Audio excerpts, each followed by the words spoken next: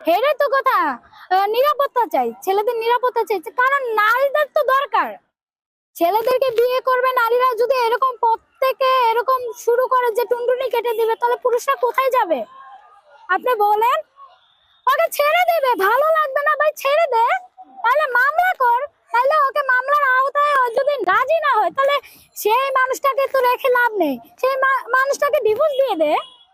সেটা বলতে পারতেছি না, টুনটুনি ভালো হবে না কি জানি না, কিন্তু সে আজীবনের জন্য হিজলা হয়ে গেল আমার মনের ধারণা। সে কি সন্তানের বাবা হতে পারবে আর বাবা হওয়ার কোনো সম্ভাবনা নেই। তাই? হ্যাঁ, আসলে যে টুনটুনি কাটা আছে যেটা বাংলাদেশে আপনি আরো মনে দেখছেন, এটা কোনো বিচার নেই? এটার কোনো বিচার হচ্ছে না কেন? উচিত বিচার হওয়া দরকার। আমি চাই শিকার ফাঁসি হোক। সে তো একটা মেয়ে মানুষ, আপনার তো মেয়ে মানুষ, একটা মেয়ে মানুষের কিভাবে ফাঁসি যাচ্ছে? হ্যাঁ, সে তো মেয়ে মানুষ। সে কাজটা করছে কি? একটা ছেলে বেঁচে থাকার থেকে মরে যাওয়া অনেক ভালো। ও কাজটা কি ভালো করছে বলেন? ও কাজটা ভালো করেনি, মোটেও ভালো করেনি। হঠাৎ করে ফুল দিয়ে মানে তাকে আমি একটু দেখতে আসছিলাম। আসলে আমার অনেকদিন ধরে তাকে দেখতে ইচ্ছা করতেছিল, যে অনেকদিন ধরে বিভিন্ন চ্যানেলে দেখতেছি, খুবই খারাপ লাগতেছে যে আসলে এটা মোটেও ঠিক নেই। হ্যাঁ, তার টুনটুনি কেটে দেওয়া হয়েছে, তার বউ বিলে টুনটুনি কেটে দিছে, এই জন্য এগুলো দেখতে আসছি। সত্যি ঘটনা?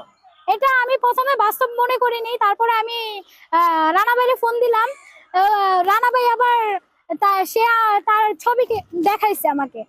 অবশ্য তারপরে বিশ্বাস হইলো যে না, সত্যি টুনটুনিটা কাইটে দেওয়া হয়েছে। এটা কি ঠিক করছে শিখা?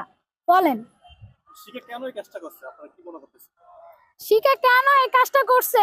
কারণ ওকে ভালোবাসে, কিন্তু ওকে জোর করে বিয়ে করছে বলে আমি শুনছিলাম। ওকে মানুষজন ধরে একত্রভাবে জোর করে বিয়ে করছে, কিন্তু এটা মোটেও ঠিক করে নেই। কিন্তু ও যে বিয়েটা করছে, যাই করছে, যাই হয়ে যাক, ছেলেরা পরকীয়া আসক্ত থাকে, মেয়েরও আসক্ত থাকে। ও কি আসক্ত ছিল না? ওই কয়টা বিয়ে করছে? 3-4টা বিয়ে করছে, 3টা বিয়ে করছে। তারপরে সাকিব পরে বিয়ে করছে, মানে ও পরে বিয়ে করছে, ওর জ্বালা যন্ত্রণায় না পাইলে তারপরে বিয়ে করছে। শিখা যে কাজটা করছে এটা মোটেও ঠিক করে নেই। আমি চাই শিখার শাস্তি হওয়া দরকার। আমি জনগণের কাছ থেকে বলছি যে শিখার শাস্তি হওয়া দরকার, শিখার ফাঁসি হওয়া দরকার।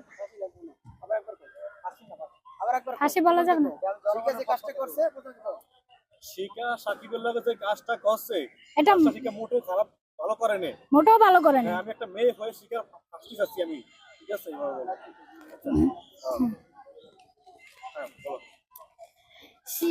শিখা যে কাজটা করছে সাকিবের সাথে, এটা মোটেও ঠিক করেনি।